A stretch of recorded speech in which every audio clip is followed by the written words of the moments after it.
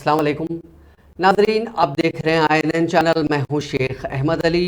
इस news bulletin में आइए नजर डालते हैं दिन भर की बड़ी खबरों पर।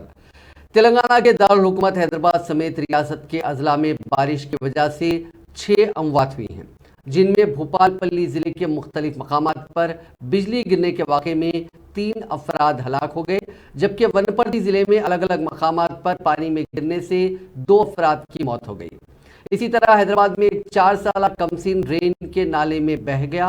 गुज़िश्ता रात से जारी वक्फे की बारिश ने आज सुबह 6 बजे हैदराबाद के अलावा रियासत के कई मकामात पर शिद्दत अख्तियार कर ली।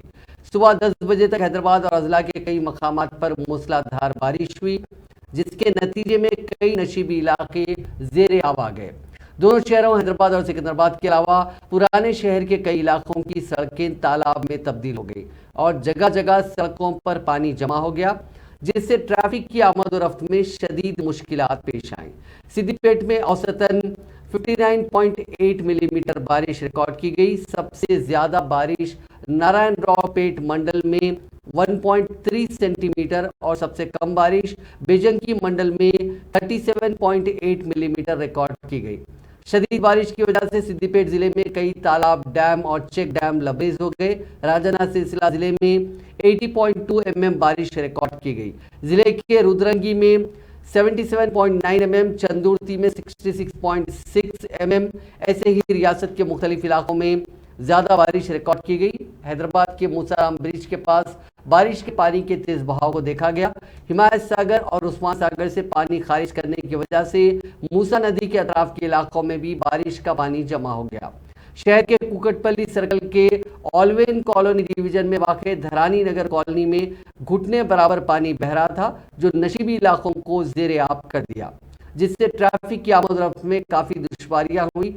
मिर्चल जिले के गुंडला पोचमपल्ली महसमा गुड़े के तहत वाक़ कई अपार्टमेंट्स में सैलाब का पानी दाखिल हो गया। वहां मौजूद इंजीनियरिंग तलबा के हॉस्टल के अपार्टमेंट में भी भारी मिकदार में पानी दाखिल हो गया। बाज़ अपार्टमेंट की पहली मंजिल तक पानी जमा हो गया। पानी की निकासी में काफ़ी देर लगी, जिससे तकरीबन 15 अपार्टमेंट में मुकीम सैकड़ों अफराद कई घंटों तक फ्लैट्स में ही रहने पर मजबूर रहे। इंजीनियरिंग तलबा के हॉस्टल की पहली मंजिल तक पानी दाखिल होने पर उन तलबा को पोकलेन की मदद से महफूज मकामात तक मुंतकिल किया गया।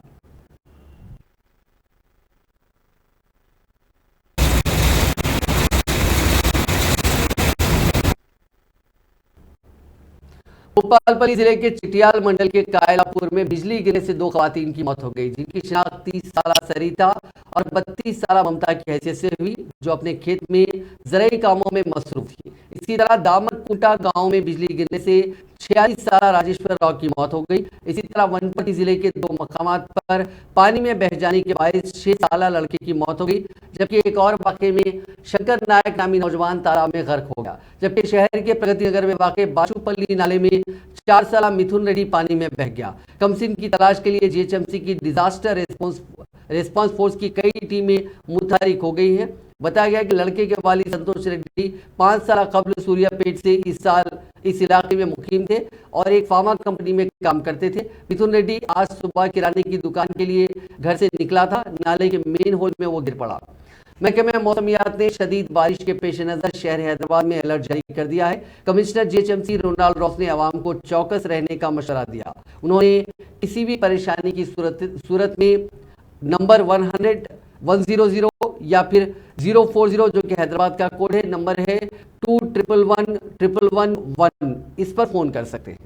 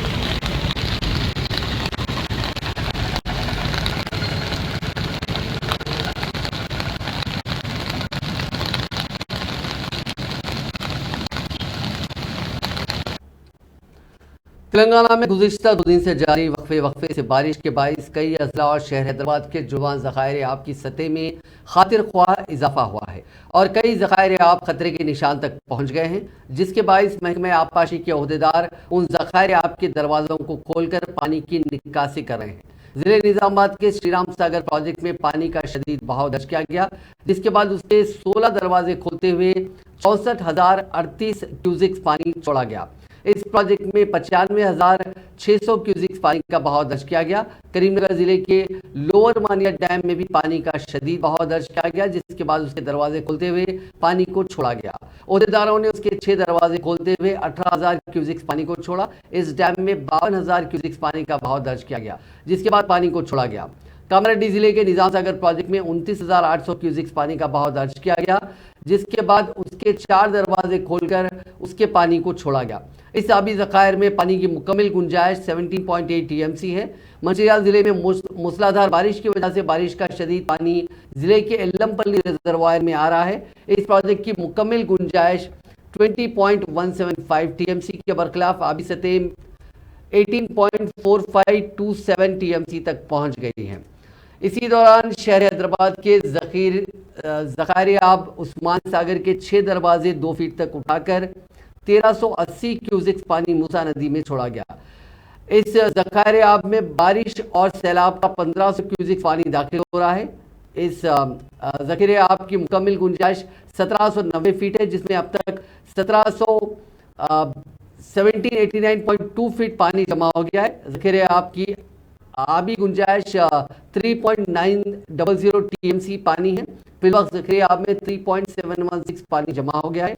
इसी तरह हिमायत सागर के भी 6 दरवाजे 2 फीट उठाकर 4,120 क्यूसिक्स पानी खारिज किया गया। इसमें 4,000 क्यूसिक्स पानी दाखिल हो रहा है। जीएचएमसी मेयर विजय गदवाल ने कहा कि मुसलसल मूसलाधार बारिश के पेश नज़र शहर के मकीनों को किसी किस्म की परेशानी से बचने के लिए एहतियाती तदाबीर इख्तियार करने की वजह से कोई जानी या माली नुकसान नहीं हुआ।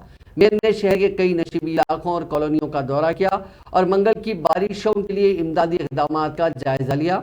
मेयर ने गोशा महल में हुकूमत की जानिब से कायम करदा रिलीफ सेंटर का भी दौरा किया। सैलाबी पानी छोड़ने के लिए दरिया मूसा के किनारे रहने वाले लोगों को इन इमदादी कैंपों में मुंतकिल किया गया, जबकि हिमायत सागर और उस्मान सागर के गेट खोले गए हैं। मेयर ने मुतासरीन को तसल्ली दी और उनके लिए खाने और रिहायश समेत तमाम इंतजाम फराहम करने की यकीन दहानी कराई।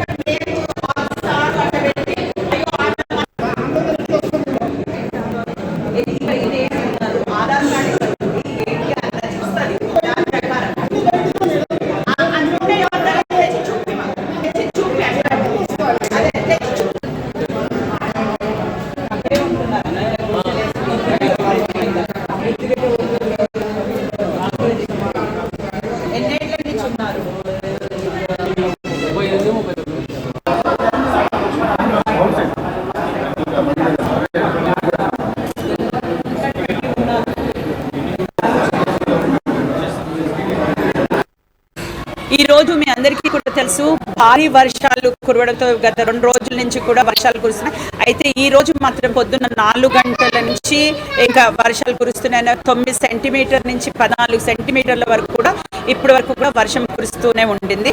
అయితే మేము అన్ని ప్రాంతాలు కుత్బుల్లాపూర్ అట్లాంటి ఏరియాస్ ఎక్కడైతే లోతట్టు ప్రాంతాలు కూడా ఉన్నాయో అక్కడ కూడా విజిట్ చేసి ఈ రోజు గోషా మహల్ ఇక్కడ కమ్యూనిటీ హాల్ కి రావడం జరిగింది. ఎందుకంటే మేజర్ గా మేము అక్కడ శివాజీ బ్రిడ్జ్ కింద మరి ఎంజే బ్రిడ్జ్ కింద ఈ రోజు ఒక 16 గుడిసెల్ని మేము ఐడెంటిఫై చేశాము. ఎవరైతే అక్కడ ఆల్మోస్ట్ 10 ఏళ్ల నుంచి కూడా అక్కడే ఉంటున్నారని వాళ్ళు చెప్పారు. వాళ్ళని కనుక్కుంటే వాళ్ళు ఇబ్బంది పడకుండా వాళ్ళని తెచ్చి అంటే మళ్ళీ వర్షాలు గత 2 రోజులు కూడా మళ్ళీ నెక్స్ట్ 2 డేస్ కూడా వర్షాలు ఉంటాయి కాబట్టి వాళ్ళందరినీ కూడా ఈ కమ్యూనిటీ హాల్ కి షిఫ్ట్ చేయమని మా జోనల్ కమిషనర్ గారిని शहर हैदराबाद और उसके नवाही इलाकों में शदीद बारिश के पेश नज़र तेलंगाना हुकूमत ने हैदराबाद और मेडचल मलकाजगिरी अजला के तमाम तालीमी इदारों को मंगल को तातील का ऐलान किया था। सोशल मीडिया के प्लेटफॉर्म एक्स पर इस बात की इत्तला देते हुए कलेक्टर हैदराबाद अनुदीप दुराश्ती ने कहा कि हैदराबाद में शदीद बारिश के पेश नज़र हुकूमत ने हैदराबाद के तमाम तालीमी इदारों को तातील का ऐलान किया। घरों में ही रहें और महफूज रहें। वहीं मेडचल मलकाजगिरी जिले में स्कूल को अपने बयान में मेडचल के डीईओ ने कहा था कि सेक्रेटरी महकमा तालीमात की हिदायत पर जिला कलेक्टर ने तमाम स्कूल्स को तातील का ऐलान किया है। ताहम यौम असातिज़ा की तकरीब आज होगी। महकमा तालीमात के एक सीनियर अहदेदार ने कहा कि मकामी हालात के मुताबिक कलेक्टर से ख्वाहिश की गई कि वो अपने मुताल्लिका अजला में तालीमी इदारों को तातील का ऐलान करें। तेलंगाना भर में शदीद बारिश के पेश नज़र पुलिस ने ट्वीट करते हुए शहरियों पर जोर दिया कि वो कोई भी ज़रूरी काम ना हो तो घरों में रहें और घरों से बाहर ना निकलें।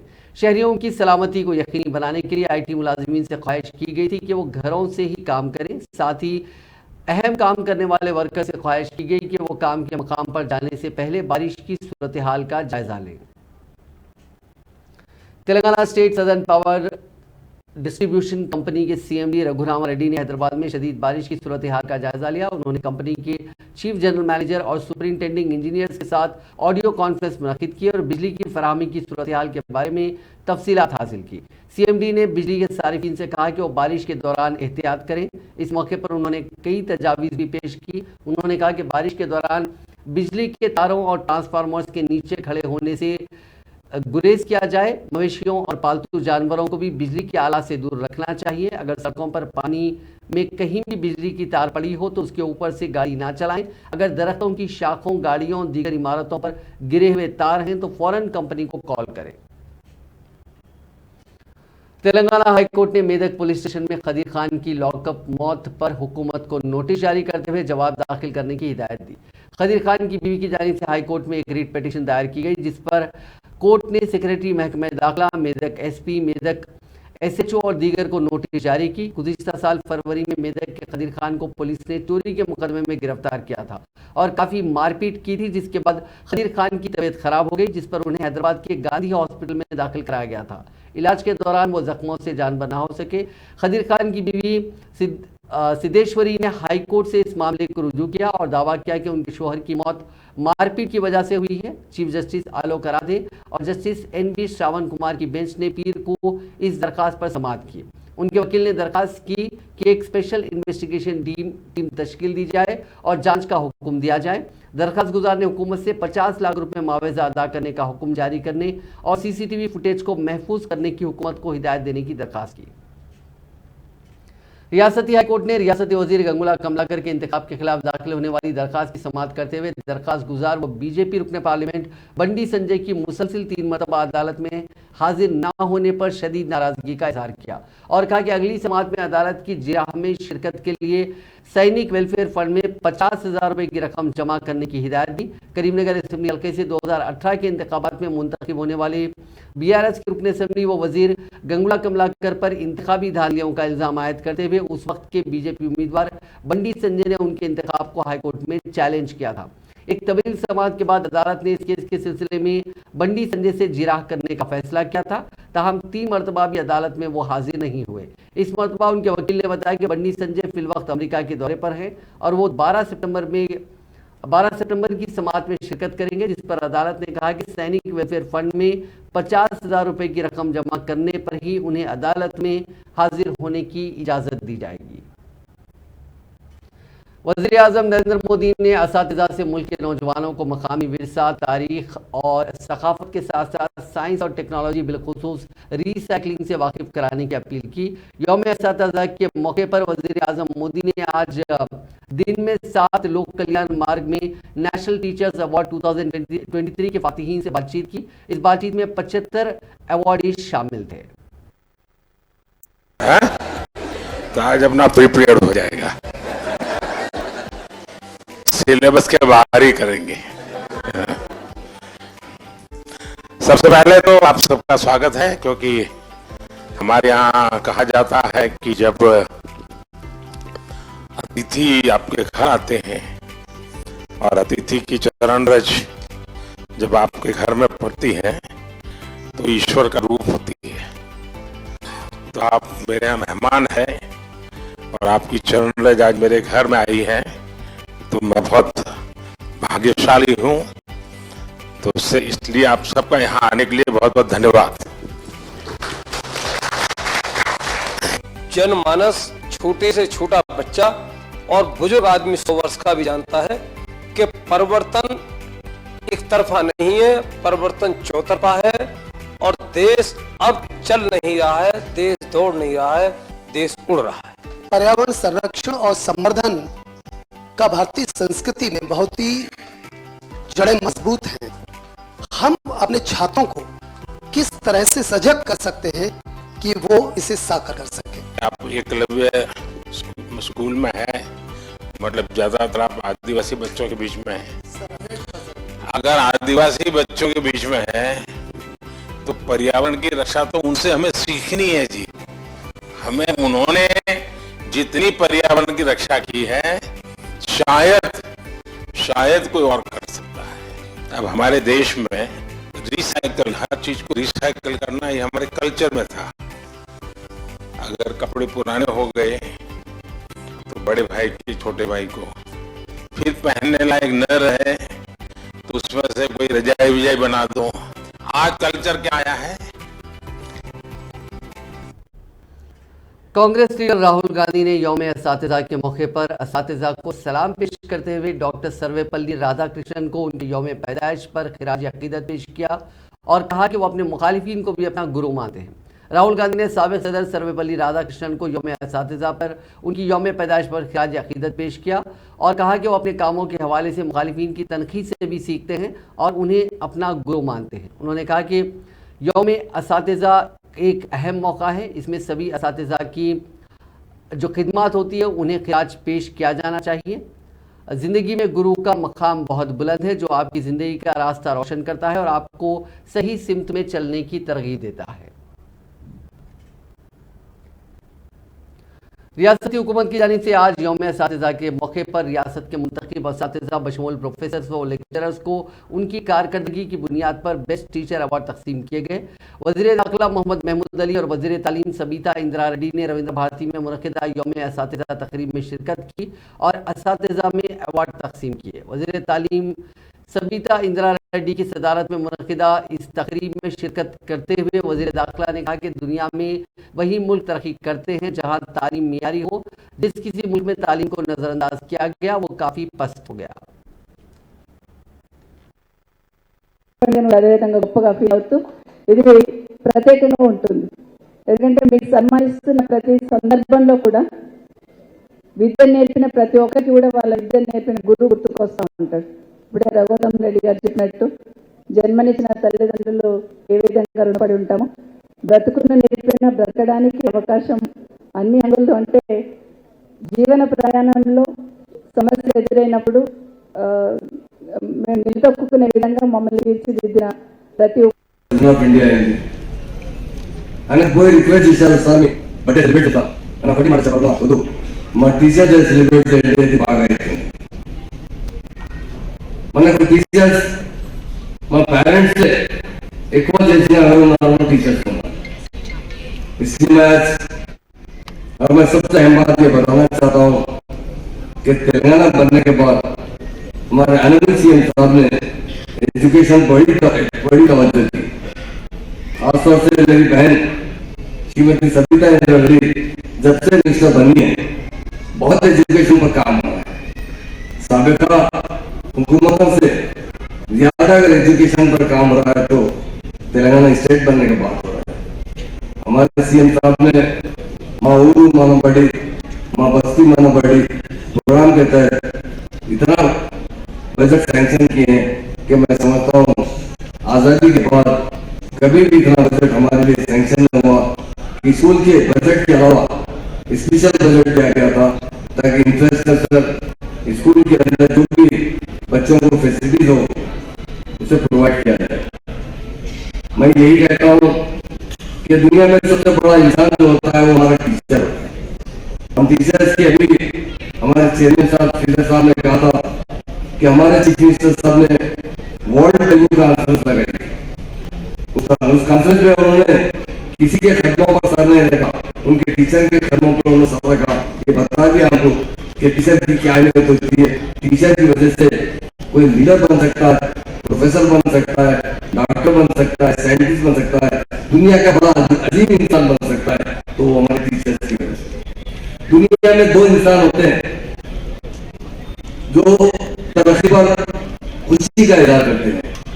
एक होते हैं हमारे टीचर्स जो अपना स्टूडेंट जितना तरक्की करा उस पर वो प्राउड फील करते हैं। दूसरे होते हैं हमारे माँ बाप। इसलिए ये दिन हमारे लिए बड़ा अहमियत का दिन है।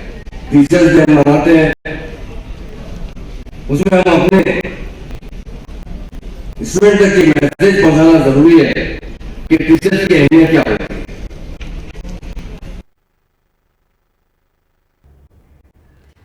मुत्तहिदा अरब अमारात की कंपनी नाफको जो आग से बचाव के आलमी मियार के आला तैयार करती है, तेलंगाना में आतिश प्रो आलात की तैयारी का अपना प्लांट कायम करने जा रही है, जिस पर 700 करोड़ रुपए की सरमाकारी की जाएगी। तकरीबन 100 ममालिक में इस कंपनी का आलमी नेटवर्क मौजूद है और वो अब नेशनल एकेडमी ऑफ कंस्ट्रक्शन के इश्तिराक से तेलंगाना में अपना यूनिट कायम करेगी। कंपनी के सदरनशीन एग्जीक्यूटिव ऑफिसर खालिद अली खतीब ने वजीर इंफॉर्मेशन टेक्नोलॉजी KT रामाराव से दुबई में मुलाकात के दौरान ये इंकशाफ किया। आग से बचाव के आलात की तैयारी में नाफको कंपनी दुनिया भर में शोहरत रखती है और तेलंगाना में वो 700 करोड़ रुपए की सरमाकारी के जरिए अपना यूनिट कायम करने जा रही है। नाफको ने कहा कि वो मुस्तकबिल में तेलंगाना और हिंदुस्तान में अपनी सरगर्मियों को वसअत देने के लिए पुरुम्मीद है। KTR ने इस एतमाद का इजहार किया है कि तेलंगाना में आग से बचाव के आलात की तैयारी के प्लांट के क़याम से हिंदुस्तान की तलब की तकमील होगी। इसके अलावा कंपनी ने KTR की तजवीज़ पर तेलंगाना में नेशनल एकेडमी ऑफ कंस्ट्रक्शन के इश्तिराक से आलमी सतह की फायर सेफ्टी ट्रेनिंग एकेडमी के क़याम से भी इत्तेफाक कर लिया।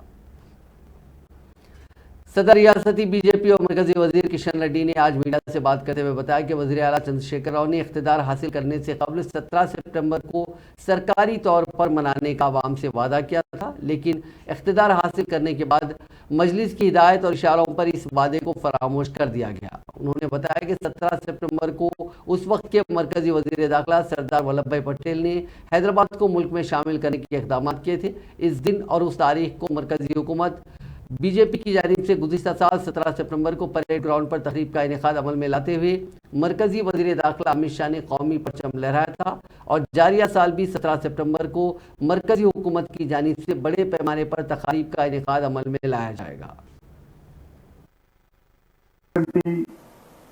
పెద్దలందరూ యువకులందరూ కూడా కలిసి ఒక కలశం ద్వారా ఇంటింటికి వెళ్ళి ప్రతి ఇంటి నుంచి కూడా అమరవీరుల జ్ఞాపకార్థము ఈ యొక్క మట్టిని వాళ్ళ చేతి ద్వారా కలశంలో వేయించడము, ఆ రకంగా అన్ని గ్రామాలకు సంబంధించినటువంటి గ్రామాల వారిగా ఈ యొక్క మట్టిని సేకరించేటువంటి కార్యక్రమం సెప్టెంబర్ నెలలో పూర్తి చేస్తాము। సెప్టెంబర్ తర్వాత గ్రామాల వారిగా వచ్చినటువంటి అన్ని కలశాలను కూడా మండల కేంద్రంలో रुकने राज्यसभा और बीजेपी ओबीसी मोर्चा के कौमी सदर डॉक्टर के लक्ष्मण ने सनातन धर्म के ताल्लुक से तमिलनाडु के वजीर स्पोर्ट्स उदयनिधि स्टालिन के रिमार्क्स की मजम्मत की। मंगल को जारी करदा एक बयान के जरिए डॉक्टर लक्ष्मण ने इजहार अफसोस करते हुए कहा कि उदयनिधि स्टालिन ने सनातन धर्म का मलेरिया, डेंगू और कोरोना वायरस जैसे अमराज से तकाबुल किया और इस तरह उन्होंने हिंदुइज्म की आहानत की। उन्होंने कहा कि इंतहाई अफसोस की बात है कि इंडियन नेशनल कांग्रेस जैसी सियासी जमातें भी इस किस्म के बयानात की तायद करती हैं जिनसे 100 करोड़ हिंदुओं के जज्बात मजरूह हुए हैं। डॉक्टर लक्ष्मण ने सदर TPCC रेवंत रेड्डी पर भी जोर दिया कि वो एक मुल्क के इंतखाब की तजावीज़ पर मबाहिस से कबल हिंदुइज्म के बारे में इजहार ख्याल करें। लक्ष्मण ने कहा कि कांग्रेस की खामोशी से भी ये बात साबित हो गई है कि वो न सिर्फ तकसीमी सियासत बल्कि खुशनुदी की पॉलिसियों पर भी अमल आवारी कर रही है और इस पार्टी के दिन अब गिनती के रह गए हैं। తమిళనాడు ప్రభుత్వం యొక్క అధికార చిహ్నం గోపురాలు, మందిరాలకు ఒక ఎంబ్లం గా ప్రభుత్వం చే గుర్తింపబడే ఎంబ్లం ఇది తమిళనాడు. ఇవాళ మూర్ఖంగా మాట్లాడేటువంటి మంత్రి, నీకు దమ్ముంటే నీ ప్రభుత్వ చిహ్నాన్ని తొలగించే ప్రయత్నం చేయండి. పర్యవసనాలు ఏ విధంగా ఉంటాయో తమిళనాడు ప్రజలే నీకు బుద్ధి చెప్తారు. నీకు అంత ఈర్ష్య, ద్వేషం ఈ సనాతన ధర్మ పట్ల ఉంటే మీ ప్రభుత్వ అధీనంలో ఉన్నటువంటి ఈ ఆలయాలకు, ఈ మఠాలను ఇవాళ ఆ సంస్థలకు అప్పగించేటువంటి ధైర్యం నీకు అడుగుతున్నాను. ఆలయాల, మందిరాల ఆదాయం మీద ప్రభుత్వ ఖజానా నింపుకు చెప్పుకునే మీరు तेलंगाना प्रदेश कांग्रेस कमेटी के सीनियर नायब सदर जी निरंजन ने चीफ इलेक्टोरल ऑफिसर तेलंगाना विकास राज पर जोर दिया कि वो निजामाबाद में जाली वोटर रैकेट की पुलिस के जरिए तहकीकात करवाएं। चीफ इलेक्टोरल ऑफिसर को पेश करता है कि याददाश्त में निरंजन ने नायब सदर तेलंगाना कांग्रेस और साबिक सदरनशीन जिला परिषद ताहिर बिन हमदान की जानिब से उजागर करदा बेकायदगियों को पेश किया, जिसमें नकली वोटर्स की फहरिस्त राय दहिंदगान में शमूलियत का शुबा जाहिर किया गया। शिकायत के मुताबिक मर्द और खवातीन पर मुश्तमिल एक ग्रुप मल्लापल्ली में एक मरकजी रायदही पर जमा हुआ जो हल्के असेंबली निजामाबाद अर्बन के तहत आता है। इस ग्रुप का मकसद निजामाबाद अर्बन असेंबली हल्के की वोटर लिस्ट में नकली नामों की शमूलियत रहा। हैरत की बात यह रही कि उनके कब्जे से असेंबली हल्के की वोटर लिस्ट भी दस्तियाब हुई। इत्तला मिलते ही ताहिर बिन हमदान ने इस मामले को बल्दी कमिश्नर निजामाबाद से रुजू किया, जिन्होंने तहसीलदार निजामाबाद साउथ को इस मकाम के मायने की हिदायत दी। मुताल्लिका तहसीलदार ने मायने के दौरान इस ग्रुप की मुश्तबा सरगर्मियों की निशानदेही की। बाद पुलिस को भी तलब किया गया और 3 अफराद को हिरासत में लिया गया, बाकी दूसरे लोग भाग गए। निरंजन ने एक याददाश्त में मजीद बताया कि इस किस्म की सरगर्मियां आरमूर और बोधन असेंबली हल्के जात में भी देखी गई हैं और इन सब की जांच होनी चाहिए। हज हाउस में अक़लियती बहबूद महकमे के कई दफातर हैं, इसलिए यहाँ पर हर रोज सैकड़ों लोग आते जाते हैं। हज हाउस की मस्जिद में पंजगाना नमाज भी अदा होती है, लेकिन हुकाम हज हाउस के इंतजामात को लेकर लापरवाही का मुजाहरा कर रहे हैं। हज हाउस के टॉयलेट्स बहुत बुरी हालत में हैं, जिससे आवाम को काफ़ी मुश्किलात का सामना करना पड़ रहा है। देख रहे कैसा जरूरत भी जाना है यहाँ पे, ये देखो ये हज हाउस के है, ये शर्म मना इनको हज वालों को। देखो बिल्डिंग का है, देखो देख रहे हैं आप, ये कैसा जाएंगे लोग आप टॉयलेट को, ये इसके अंदर पानी नहीं है, कुछ भी नहीं है। देखो देख रहे हैं आप, इसकी गंदगी देखो आप, शर्म होना हज वालों को। मसीहुल्लाह खान साहब देखो आप, हज हाउस है ये, कैसा करेंगे, देखो कैसा करेंगे लोग, कैसा टॉयलेट ना करेंगे, देखो आप कैसी गंदगी है। मसीहुल्लाह साहब आप रहे थे इसके अंदर, करते आप इसके अंदर। क्रिकेट के महाकुंभ यानी वर्ल्ड कप 2023 का आगाज ठीक 1 माह बाद यानी 5 अक्टूबर से हिंदुस्तान में होगा। आलमी कप को लेकर तैयारियां जोरों पर हैं। टीम इंडिया की बात करें तो अभी एशिया कप खेल रही है और इस दरमियान बीसीसीआई ने वर्ल्ड कप के लिए टीम इंडिया का ऐलान भी कर दिया है। रोहित शर्मा की क़यादत में 15 रुकनी टीम का ऐलान किया गया, जिसमें सूर्य कुमार यादव और एल के राहुल को भी मौका दिया गया है। इस टीम में 3 अहम खिलाड़ियों का नाम नहीं है। दरअसल एशिया कप के लिए मुंतखब 18 रुकनी हिंदुस्तानी टीम में से ही आलमी कप के लिए टीम का इंतखाब किया गया। इस टीम में मोहम्मद शमी और मोहम्मद सिराज को भी शामिल किया गया है। क्या मुल्क का नाम भारत रखा जाएगा, इस सिलसिले में कयास आराइयां की जा रही थी, लेकिन आज जो पेशरफ सामने आई है इससे इस बात के इशारे मिलते हैं कि अब वतन अजीज का नाम इंडिया या हिंदुस्तान नहीं बल्कि सिर्फ भारत कहलाएगा। इम्कान है कि पार्लियामेंट के स्पेशल सेशन में मुल्क का नाम तब्दील करने की तजवीज़ पेश की जा सकती है। वाज़ेह है कि बरसा बरस से वतन अजीज को हिंदुस्तान, भारत और इंडिया के नाम से दुनिया भर में जाना जाता है। इन कयास आराइयों को तक़वियत के इसलिए भी मिल रही है क्योंकि राष्ट्रपति भवन से G20 सरबराहान इजलास के जिन मेहमानों को डिनर पर मदऊ किया गया और जो दावतनामा भिजवाया गया उसमें प्रेसिडेंट ऑफ इंडिया के बजाय प्रेसिडेंट ऑफ भारत लिखा गया है। इस फैसले को लेकर अपोजिशन की जमातों ने मरकजी हुकूमत की शदीद तनकीद की है। नाजरीन, इस न्यूज़ बुलेटिन में बस इतना ही। आप देखते रहिए INN चैनल।